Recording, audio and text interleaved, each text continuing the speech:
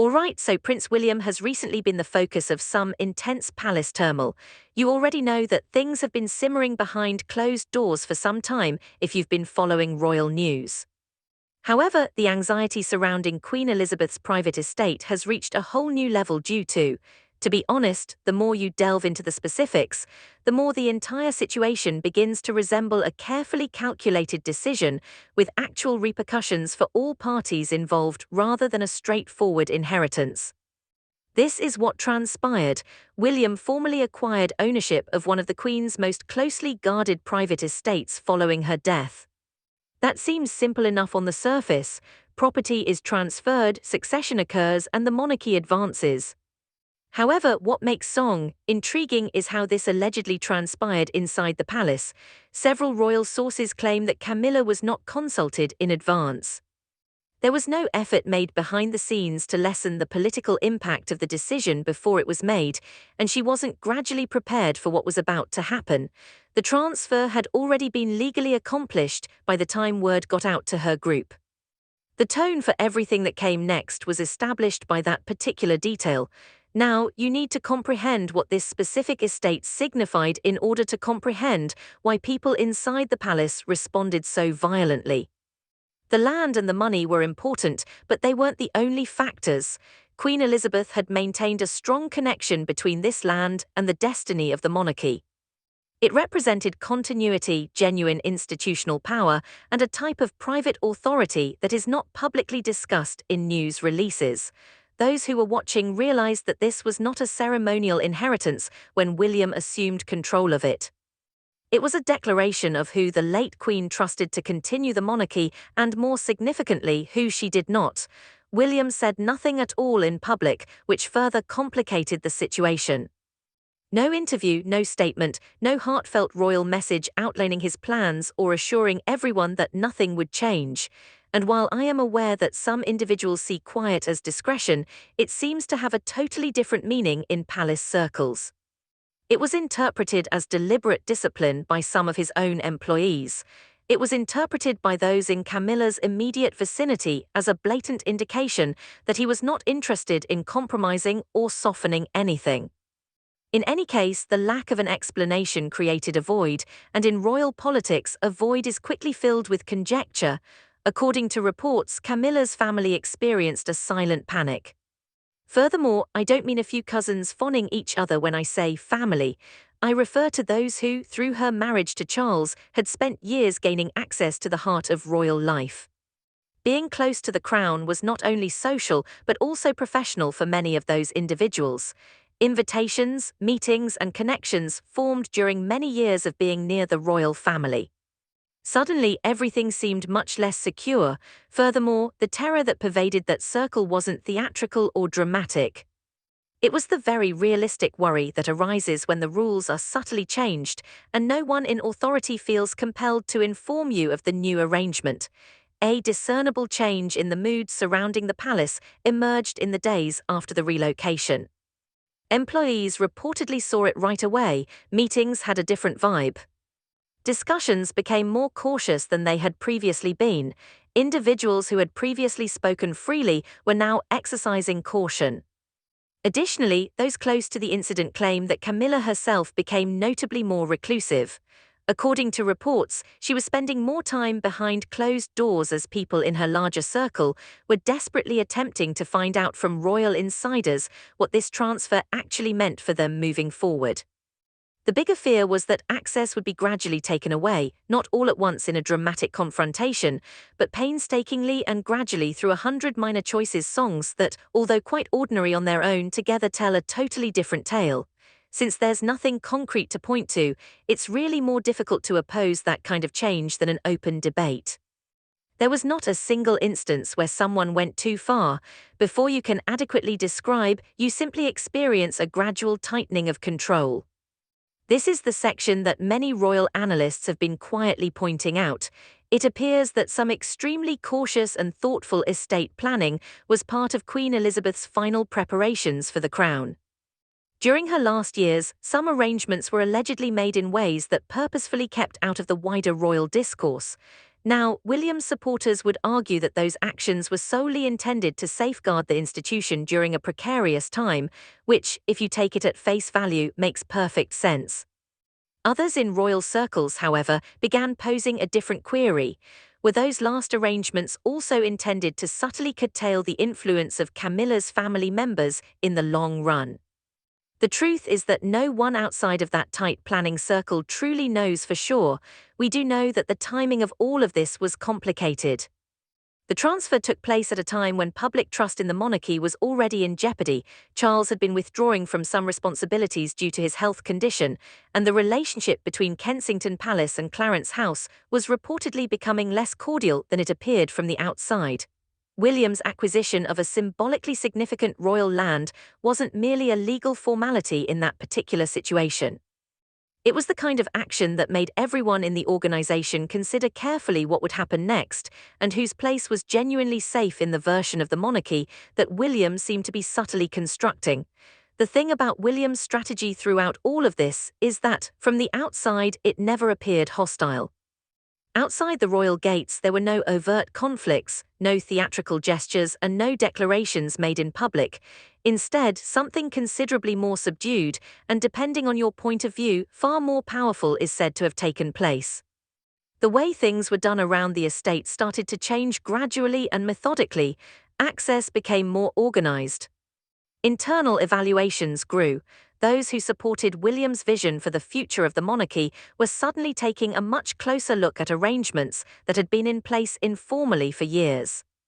When you consider how a lot of royal influence has historically operated, that change in operational style is quite significant. Official titles and public ceremonies are not the main ways it operates. It permeates relationships, unofficial networks, and the mutual understanding that some doors will remain open due to the individuals you know and the length of time you've been trusted. Apart from Charles, Camilla's clique had established their position inside that structure over many years. According to insiders, William's strategy involved replacing that unstructured architecture with something far more regulated and structured, where access was determined by formal procedures rather than individual histories. According to reports, his advisors were promoting a leaner, more disciplined monarchy with stricter rules about who had actual power and how decisions were made. That sounds like exactly what a future king ought to be doing if you're a William supporter. By modernizing a deteriorating institution, eliminates the unofficial power networks that lead to vulnerabilities and constructs something more sustainable. That interpretation of his actions is entirely valid. However, the experience from the inside was like being subtly removed from a world you had spent years assimilating into, if your status depended on one of those unofficial networks. It was said that invitations got more selective, internal communications became more constrained. Previously made through trusted personal ties, decisions are now subject to formal layers of review. Individually, none of those shifts would make news, but those in royal circles who were observing the pattern's development knew what was going on. The transfer of the estate was not an isolated incident with a certain conclusion.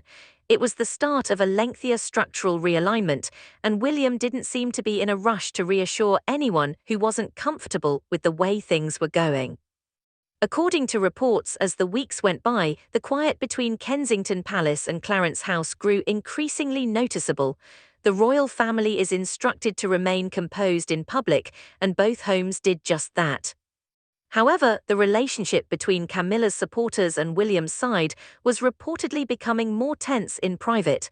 Every new restriction pertaining to the estate sparked different interpretations. Conversations that were already challenging become much more tense with each unanswered inquiry. William continued to project the same public image throughout it all. Calm, duty-oriented, and utterly unaffected by conjecture. Since William's poise under duress isn't coincidental, that's actually one of the more interesting aspects of the entire issue to observe from the outside. Growing up, he witnessed his grandmother use tremendous discipline to steer the monarchy through decades of scandals, crises, and family disputes. He observed how public sentiment could be used as a weapon against members of the royal family through, and it is obvious that he learned very particular lessons from that past. It's difficult to ignore the strategic understanding underlying his public silence, regardless of your opinion of how he's managing this. As all of this was going on, Charles was apparently finding himself in an increasingly awkward situation. He was witnessing genuine conflict arise between his son and his wife, between the home he lived with Camilla and the monarchy's destiny, which William was actively influencing. Additionally, many with knowledge of the matter claim that Charles recognized the political danger of directly intervening in that fight. At a time when the public's trust in the monarchy was already shaky, openly challenging William would have resulted in the kind of obvious family drama that the institution could least afford. Instead, he stayed mostly silent, which greatly irritated Camilla's family but undoubtedly made perfect sense from an institutional perspective. According to reports, Camilla's family was advocating for some sort of secret intervention, a quiet discussion between Charles and William that could ease some of the tension and provide those who felt like they were being gradually excluded access again. Palace Whispers claims that little came of those efforts. According to reports, William was not interested in renegotiating the path his music was taking. Additionally, his readiness to put up with the discomfort and let the conflict fester without reaching a solution demonstrated how seriously he took Clarence House's criticisms. Through all of this, it also seemed like old royal wounds were starting to reappear. Because William's relationship with Camilla is inextricably linked to the past that shaped it, this is where the story becomes intricate in ways that go far beyond property and legal transfers. William witnessed all of this as a child: the breakdown of his parents' marriage, the years of public strife around Diana, and the public display of Camilla's connection with Charles. Even while everyone has publicly moved on and made courteous appearances together at royal engagements, those experiences still exist. They are there beneath the surface of all interactions. Additionally, they have a tendency of making everything seem more complicated than it might otherwise be when something like this estate scenario causes real trouble. According to certain insiders, William's restrictions on the estate and royal access weren't just strategic, rather, there was a more intimate motivation behind the institutional logic. Others contest such interpretation, contending that William had continuously shown the capacity to keep his private emotions apart from his official duties. As is often the case with people working under such intense pressure and with such a long history, the truth is most likely somewhere in the middle. Whatever Queen Elizabeth had intended with her final estate preparations, it became increasingly evident to everyone watching the situation unfold that the ramifications were turning out to be far more intricate than a straightforward transfer of property and duty. Silently, the palace was splitting up into camps. In ways that seemed more permanent than transient, relationships were cooling. And William didn't even try to slow down. The atmosphere in Camilla's group had changed from anxiousness to something more akin to resignation, combined with barely restrained frustration, by the time it became evident that William was not going to change his direction. The silent expectation that Charles would step in and bring about some sort of equilibrium had vanished. There was no longer any hope that William would ultimately soften his demeanor and engage in candid conversation. The unsettling fact that the monarchy was rearranging itself around as the new center of gravity persisted, and those who had established their places through Camilla's ascent alongside Charles would have to determine what that meant for them personally. According to reports, when that realization took hold, the emotional milieu inside Clarence House grew more intense. Insiders claimed that Camilla was becoming more and more alone in the organization that she had worked for decades to establish her merit, and when you consider the snort's entire arc of her tale, there's a certain sadness in that particular element. She entered the royal family with a great deal of public animosity, spent years using real patience and self-control to repair her reputation. After gaining the rank of Queen Consort, she witnessed the earth beneath her change in a way she was powerless to halt or even react appropriately. Regardless of how you feel about Camilla's past, is a really challenging situation. According to reports, her family's frustration also began to turn inward. According to reports, some family members started blaming Camilla for not safeguarding the security and access they had grown accustomed to. The kind of internal strain that occurs when those closest to you begin to doubt your capacity to protect them from repercussions adds an entirely new level of stress to the already existing situation. Additionally, it is said that increased the tension in her home at a time when she needed support instead of greater pressure from her friends and family. From the outside, it was remarkable how skillfully William was able to change the landscape without ever providing anyone with a clear target to retaliate against. He never accused someone in public. He never conducted an interview that could be examined for deeper meanings. He never initiated a confrontation that could be perceived as hostile or unjust. He just carried on with his calm authority, allowing his decisions to speak without criticism and compelling everyone who responded to them to do so in the absence of anything specific to explicitly address. Strategically speaking, it was remarkably under control. From a human perspective, it felt either purposeful coldness or discipline, depending on which side you were on. During this time, concerns of long-standing royal tensions coming to light began to surface within the court. According to reports, others in Camilla's larger social circle were concerned that the song would eventually cause her family members to become frustrated and feel excluded, which could lead to the disclosure of personal information. Not necessarily through intentional leaks, but rather through the kind of thoughtless or emotionally charged discussions that take place when people feel trapped, devalued, and enraged. The palace had witnessed that pattern in the past with disastrous results, and the staff's fear of history repeating itself seemed to be very real as they attempted to control the situation. In the meantime, people close to Charles were progressively characterizing him as a man who knew exactly what was going on, but felt truly unable to stop it. Nobody inside or outside the palace was implying that he had lost his public power as king. However, William was clearly gaining ground on the practical momentum of the monarchy's future course. Charles also seemed to have calculated in secret that it would be more expensive to oppose that change than to accept it. The effect was the same whether it was a reflection of institutional survival knowledge or just weariness from juggling so many conflicting demands at once. The person who could have slowed Camilla's decline in power within the palace was refusing to step in. No one in the palace had complete control over the additional pressure brought about by the broader public discussion surrounding all of this. The silence that William refused to break was being deliberately filled by social media debate, royal commentary channels, and tabloid rumors. Every void in the official story was filled by speculations, some of which were realistic and well-founded, while others were grossly inflated.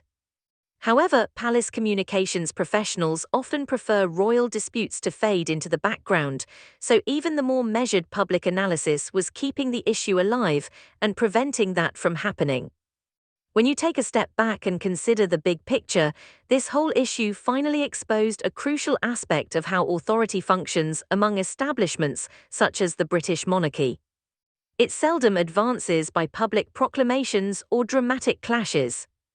Property transfers, restricted access, and the progressive reorganization of who participates in whose discussions and whose unofficial networks eventually cease to yield results are some of the ways it progresses.